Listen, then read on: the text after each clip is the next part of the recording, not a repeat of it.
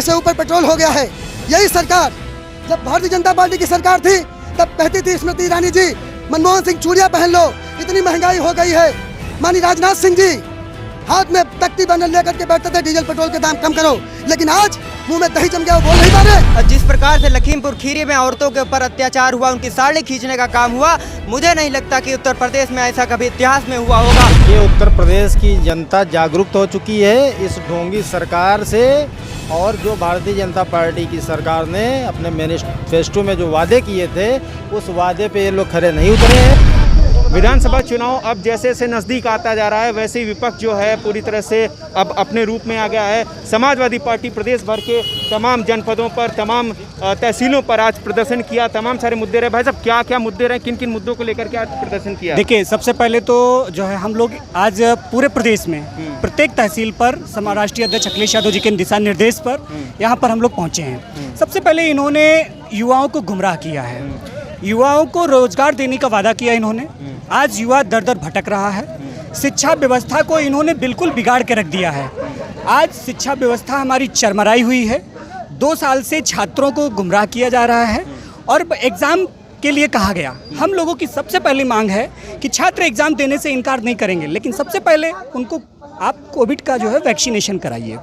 इसके बाद जो अपराध का स्तर है वो दिन प्रतिदिन बढ़ता चला जा रहा है। महिलाओं के साथ अभद्रता हो रही है।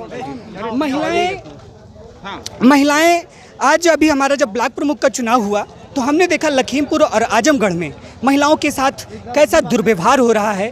ये देश और प्रदेश की सरकार से हम पूछना चाहते हैं, हम युवा लोग पूछना चाहते हैं कि आप इस आखिर कहाँ क्या कर रहे हैं, सो रहे हैं क्या? हम लोग सिर्फ इस सोती हुई सरकार को राज्यपाल महोदय के माध्यम से जगाने का काम कर रहे हैं। ये बताइए, इस बार पंचायती चुनाव को लेकर के भी जिस तरह से तमाम तरह बातें उठी, महिलाओं के साथ अभद्रता की गई, वो सब भी मुद्दे रहे क्या इस बार समाजवादी पार्टी के पास? बिल्कुल रहेंगे।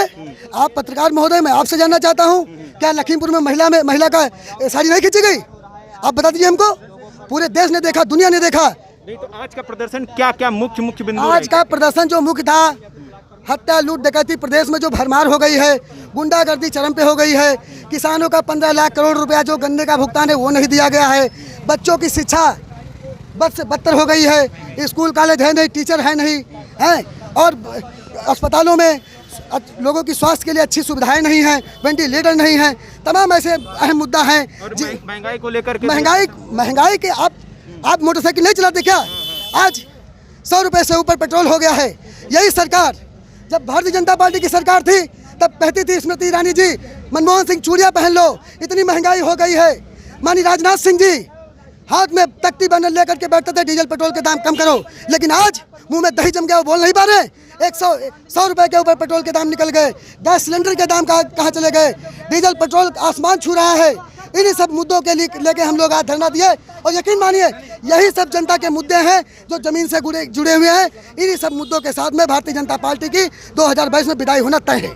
तो 2022 में बता रहे हैं विदाई होना तय है, क्यों भाई साहब 2022 में विदाई होना तय है? देखिए, उत्तर प्रदेश की जनता के ऊपर योगी की ढोंगी सरकार द्वारा जो वादे किए गए थे उस वादे पर तो पहली चीज़ ये खरे नहीं उतरे हैं, और उत्तर प्रदेश की जनता को ठगने का, छलने का और उसके ऊपर अत्याचार करने का, गुंडागर्दी सरकार द्वारा कराए जाने का सिर्फ काम किया गया है इस 4.5 वर्षों में। समाजवादी पार्टी की जब सरकार बनेगी तो उत्तर प्रदेश में फिर से खुशहाली आएगी।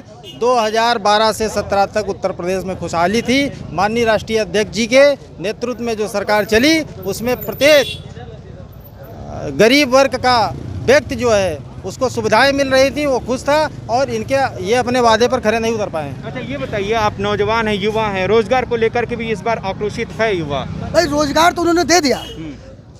उन्होंने कहा था सरकार में आएंगे 2 करोड़ युवाओं को रोजगार प्रत्येक साल देंगे। किसी ने कहा पकौड़ा तल लो, किसी ने कहा ठेला लगा लो, ये इनका रोजगार है। अरे रोजगार तो समाजवादी पार्टी के राष्ट्रीय अध्यक्ष जी देंगे, जिन्होंने कह दिया है उत्तर प्रदेश में सरकार बनते ही 10 करोड़ लोगों को रोजगार दिया जाएगा। और रोजगार का मतलब पकौड़ा तलना नहीं है। जो आज बीटेक, बीएससी, एमएससी किए घूम रहे हैं उनको पकौड़ा बिछवाओगे? देश का भविष्य कहाँ जाएगा?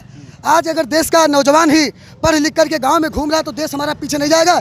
डीजीपी कहाँ चलेगी हमारे देश की? देखिए हमारे देश के जो बगल चीन अफगानिस्तान बांग्लादेश जैसे छोटे छोटे देश हैं, इनकी अर्थव्यवस्था कहाँ चली गई? हमारे देश की माइनस में चल रही है।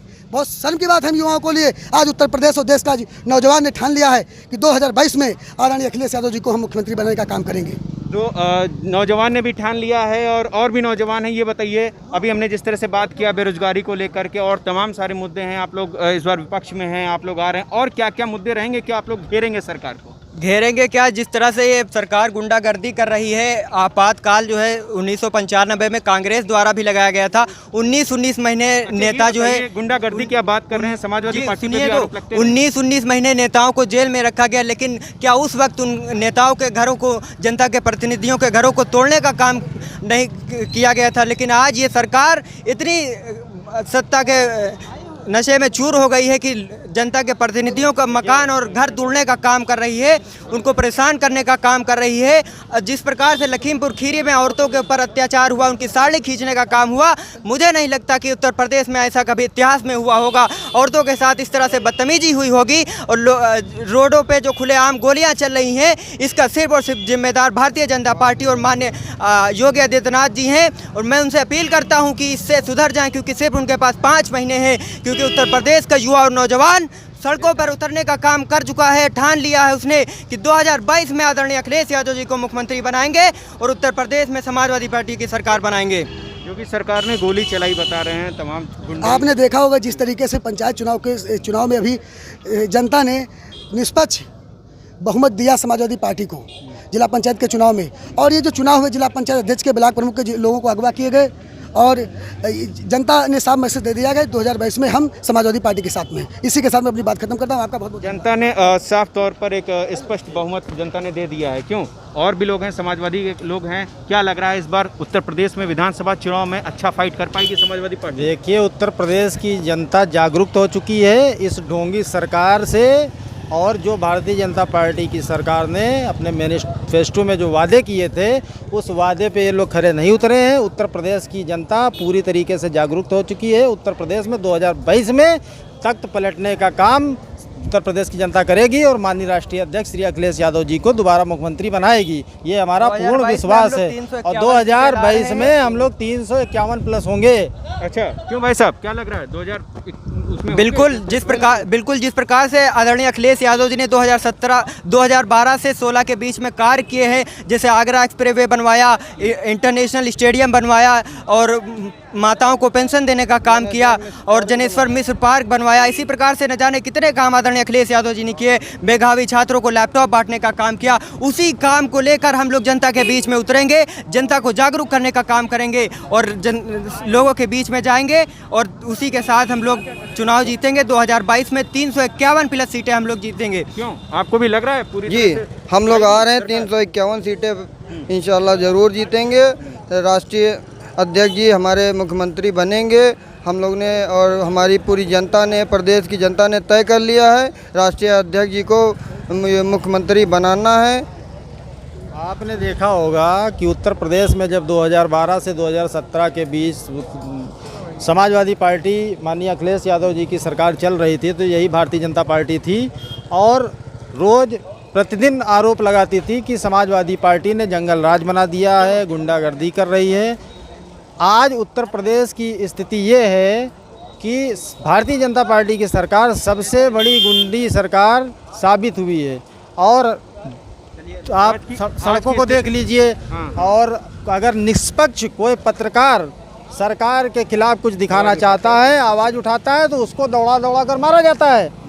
महिलाओं के ऊपर अत्याचार होता है, दिन दहाड़े रेप हो रहा है, दुर्घटना जो बलात्कार हैं वो बढ़े हैं, क्राइम का पैराग्राफ कहाँ से कहाँ पहुँच गया। बताइए ओवरऑल मतलब रिजल्ट ये है, आप लोग को लग रहा है कि इस बार जो है आप लोग अच्छी जो है, इस बार उत्तर प्रदेश की जनता ने मन बना लिया है, योगी सरकार को उखाड़ फेंकने काम करेगी। 2022 में हम लोग सरकार बनाएंगे। 2022 में बता रहे हैं कि हम लोग सरकार बनाएंगे। और आप देख सकते हैं मेरे पीछे पूरी पुलिस फोर्स तैनात है और यहीं पर आए थे और इन लोगों ने प्रदर्शन किया और तमाम सारे मुद्दे रहे।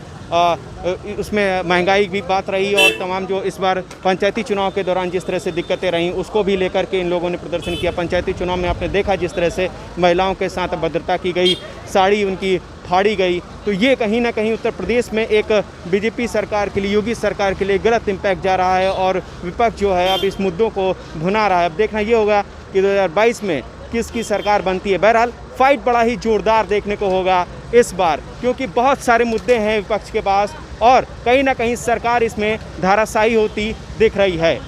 मैं अभिषेक सिंह, देश लाइव।